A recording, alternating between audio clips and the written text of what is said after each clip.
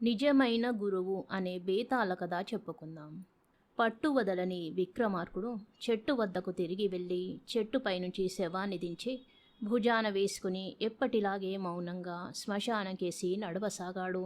అప్పుడు శవంలోని బేతాళుడు, రాజా, ఎవరైనా ఒక మంచి ప్రయోజనాన్ని ఇంకొకరి ద్వారా సాధించాలని అనుకున్నప్పుడు అది ఎవరి ద్వారా సాధ్యం కాగలదని అనుకుంటున్నారు వారు అనుసరించే విధి విధానాలను అర్థం చేసుకోవలసి ఉంటుంది. అటువంటి అవగాహనతో తాననుకున్నట్లుగా కుమారుణ్ణి మహావిద్వాంసుడిగా కూడా చూడగలిగిన సుదర్శన మహారాజు కదా. లక్ష్య సాధనలో నువ్వు కనబరుస్తున్న దీక్ష, పట్టుదల చూశాక చెప్పాలనిపిస్తుంది. శ్రమ లేకుండా విను అన్నాడు. పూర్వం సుమేరు దేశాన్ని సుదర్శన వర్మ అనే మహారాజు పరిపాలించేవాడు. ఆయన రాజధానికి సమీపంలో ఉన్న అరణ్యంలో గురువు జ్ఞానసూర్యుని గురుకులం ఉన్నది.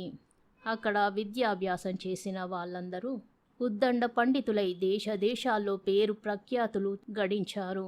సుదర్శన వర్మకి తన కుమారుడు రాజ్యానికి ఉత్తరాధికారి అయిన కిషోరవర్మని మహాపండితుడిగా కూడా చూడాలన్న ప్రగాఢమైన కోరిక ఉన్నది. జ్ఞానసూర్యుని గురించి విన్న మహారాజు కుమారుణ్ణి ఆయన వద్దకు గురుకుల వాసానికి పంపాలని నిశ్చయించుకున్నాడు. ఈ సంగతి విని ఆస్థాన పండితుడు విద్యానాథుడు మహారాజుని కలిసి, మన చిరంజీవిని పండితుణ్ణి చేయడానికి నేను సరిపోనా? ఎందుకిలా అతన్ని అరణ్యాల పాలు చేశారు అని అడిగాడు. సుదర్శనుడు నవ్వి, మీరెలాగూనూ ఉన్నారు, జ్ఞానసూర్యుడి ప్రతిభ కూడా యువరాజుకి కొంత అంటనివ్వండి అంటూ కుమారుణ్ణి గురుకులంలో చేర్పించాడు. కిషోరవర్మకి కొన్ని పరీక్షలు పెట్టిన తరువాత తన శిష్యుడిగా స్వీకరించిన జ్ఞానసూర్యుడు మహారాజుతో, రాజకుమారుణ్ణి పండితుణ్ణి చేయడానికి ఇంత సమయం పడుతుందని నేను చెప్పలేను. వేచి చూడడానికి తమకు అభ్యంతరం ఉండదనుకుంటాను అన్నాడు. దానికి సుదర్శన వర్మ అంగీకారమేనన్నట్లు తల ఊపి రాజధానికి తిరిగి వెళ్ళాడు. 1 ఏడాది గడిచాక సుదర్శన వర్మ ఆస్థాన పండితుడు విద్యానాథుడిని వెంటబెట్టుకుని కుమారుడి విద్యాభ్యాసం ఎలా సాగుతున్నదో చూడడానికి గురుకులానికి వెళ్ళాడు. అతడికి అక్కడ కిషోరవర్మ సహాధ్యాయులు ఏవో కొన్ని పుస్తకాలు ముందు వేసుకుని వారికి వారే చదువుకుంటూ వారిలో వారే చర్చించుకుంటడం కనిపించింది. గురువు జ్ఞానసూర్యుడి జాడ ఎక్కడా లేదు. సుదర్శన వర్మ రాజకుమారుడిని దగ్గరకు పిలిచి చదువు ఎలా సాగుతున్నదని అడగ్గా, అందుకు అతడు, గురువుగారు ఎప్పుడు మాతో ఉండరు. ఆయన ఎక్కడికి వెళ్తారో ఎప్పుడు వస్తారో కూడా మాకు తెలియదు.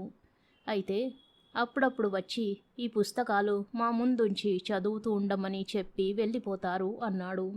ఇది విన్న విద్యానాథుడు మహారాజుతో, ప్రభు, ఈ గురువుకి ఇతర వ్యాపకాలే ఎక్కువ అనిపిస్తోంది అని వ్యంగ్యంగా అనగానే మహారాజు, ఈసారి ఆయన ఉండగానే వద్దాం పదండి అంటూ రాజధానికి వెళ్ళిపోయాడు. మరో ఏడాది గడిచాక సుదర్శన వర్మ విద్యానాథుడితో కలిసి మరోసారి గురుకులానికి వచ్చి చూడగా పరిస్థితిలో ఏ మార్పు లేకపోవడంతో నివ్వెరపోయాడు. కుమారుణ్ణి పిలిచి, గురువుగారెక్కడా కనబడరేం అని అడగ్గా, అందుకతడు, వారు ఈ మధ్యనే వచ్చి మరిన్ని పుస్తకాలు ఇచ్చి వెళ్ళారు. ముందిచ్చిన పుస్తకాలు చదవడం పూర్తి అయిందో లేదో అడిగి తెలుసుకున్నారు. ఆయన మాటలను బట్టి మరికొంతకాలం తరువాత వచ్చి మా తదుపరి కార్యక్రమం తెలుపగలరని అర్థమైంది అన్నాడు. విద్యానాథుడు అవహేళనగా, గురువుగారు పిల్లల్ని తమ చదువేదో తామే చదువుకోమన్నట్లున్నది, ఎన్నాళ్ళకి యువరాజు పండితులవుతారు అన్నాడు. సుదర్శన వర్మ ఏమీ మాట్లాడకుండా రాజధానికి తిరిగి వచ్చి భటులిద్దరినీ పిలిచి జ్ఞానసూర్యుడి వివరాలు సేకరించి తెమ్మన్నాడు. భటులు కొన్నాళ్లకు తిరిగి వచ్చి, ప్రభు, ఆ గురువు సాధారణంగా గురుకులంలో ఉండరు. ఆ గురుకుల నిర్వహణ బాధ్యతను అతని భార్య కుమారులు చూసుకుంటున్నారు.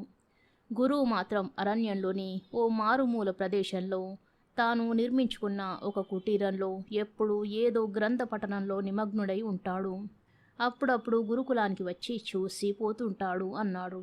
సుదర్శన వర్మ మరికొన్నేళ్లు వేచి చూశాక గురుకులానికి వెళ్ళి చాటుగా అక్కడ జరుగుతున్నది గమనించసాగాడు. అతడి వెంట విద్యానాథుడు కూడా ఉన్నాడు. అక్కడ అతనికి జ్ఞానసూర్యుడు శిష్యులందరినీ చుట్టూ కూర్చోబెట్టుకుని ఆసక్తికర చర్చలు సంవాదాలు చేస్తూ మధ్యలో వారి సందేహాలు నివృత్తి చేస్తూ కనబడ్డాడు. వారిలో రాజకుమారుడు కిషోరవర్మ కూడా ఉన్నాడు. ఇది చూసి విద్యానాథుడు అసహనంతో, మహారాజా, ఈ జ్ఞానసూర్యుడికి అతీత శక్తులేవో ఉన్నాయనిపిస్తుంది.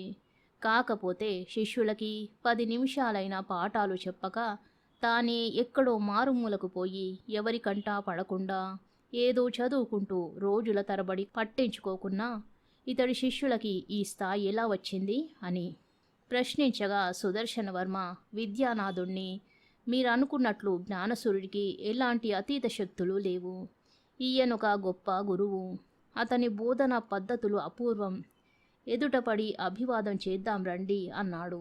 సుదర్శనవర్మని చూడగానే జ్ఞానసూర్యుడు నమస్కరించి, మీరు గురుకులానికి తరచూ వచ్చిపోతున్నారని విన్నాను. కొత్త పుస్తకాలు చదివి కొత్త విషయాలు నేర్చుకోవాలన్న తపనతో క్షణం తీరిక లేక తమను కలవలేకపోయాను. క్షమించండి. నా శిష్యుల విద్యాభ్యాసం అతి త్వరలో ప్రారంభం కానున్నది. ఆ చిరకాలంలో రాజకుమారుడు పండితుడై మీ వద్దకు తిరిగి వస్తాడు, సందేహపడకండి అన్నాడు. ఈ మాటలకు విద్యానాథుడు వెక్కిరింతగా, ఇంకా ఆరంభం కాని దానికి ముగింపు అంత త్వరగా ఉంటుందా అనగానే సుదర్శనవర్మ అతన్ని వారిస్తూ, జ్ఞానసూర్యుడితో నాకేమీ సందేహం లేదు. మీరన్నది జరుగుతున్నదని పూర్తి విశ్వాసం ఉన్నది. సెలవిప్పించండి అంటూ విద్యానాథుణ్ణి వెంటబెట్టుకుని రాజధానికి తిరిగి వెళ్ళాడు. కొద్ది కాలానికి కిషోరవర్మ విద్యాభ్యాసం పూర్తి చేసుకుని తిరిగి వచ్చాడు. ఆ తరువాత రాజ్యాధికారానికి వచ్చి గొప్ప పాలకుడై పండితుడుగా కూడా పేరు తెచ్చుకున్నాడు. ఈ కథ చెప్పిన శవంలోని బేతాళుడు, రాజా, జ్ఞానసూర్యుడు గొప్ప గురువని, అతని బోధన పద్ధతులు అపూర్వమని, అతడికి ఎలాంటి అతీత శక్తులు లేవని మహారాజు సుదర్శనవర్మ అంత ఖచ్చితంగా విద్యానాథుడితో ఎలా చెప్పగలిగాడు? శిష్యుల్ని వదిలేసి తానే మారుమూల అరణ్యంలోకి పోయి ఏకాంతంగా ఏదో చదువుకుంటూ ఉండడంలోని ఆంతర్యమేమిటి? అందువల్ల కలగబోయే ప్రయోజనం ఎవరికి? ఈ ప్రశ్నలకి సరైన సమాధానం తెలిసి చెప్పకపోయావో నీ తల పగిలిపోతుంది అన్నాడు. అందుకు విక్రమార్కుడు, ఈ జ్ఞానసూర్యుడు తన లాంటి గురువుల దగ్గర నుంచి తాము ఆశించినది పూర్తిగా పొందాలంటే ఆ శిష్యులకి కూడా ఒక స్థాయి ఉండాలని, అవి కల్పించగల బాధ్యత గురువుది మాత్రమేనన్న చిత్తశుద్ధి కలవాడు. అందుచేత అతడు తన శిష్యుల స్థాయి ఎలాంటిదో వారు విద్యార్థులుగా చేరడానికి వచ్చినప్పుడే అంచనా వేస్తాడు. పరిశీలించి చూస్తే అతని వద్ద విద్యాభ్యాసానికని వచ్చిన వారు బొత్తిగా అక్షరాభ్యాసానికి వచ్చిన వాళ్ళు, ఆరంభ దశలో ఉన్న వాళ్ళు మాత్రం కాదని అర్థమవుతోంది. అందుకే అతడు ఆ శిష్యులకు తాను అందించబోయే విద్యను స్వీకరించగల స్థాయి సమకూర్చే ప్రయత్నాలు చేస్తాడు. ఈ సందర్భంలోనే వారికి మరిన్ని పుస్తకాలు తెచ్చి ఇచ్చి వారికి వారే చదువుకొని చర్చించుకోవాలంటాడు. దూరం నుంచి పరికించి చూస్తూ ఆ శిష్యులకి తాను అనుకున్న స్థాయి వచ్చిందనిపించగానే గురువుగా వారి ముందుకు వచ్చి విద్యాబోధన ఆరంభిస్తాడు. ఇది అతని బోధనా పద్ధతి.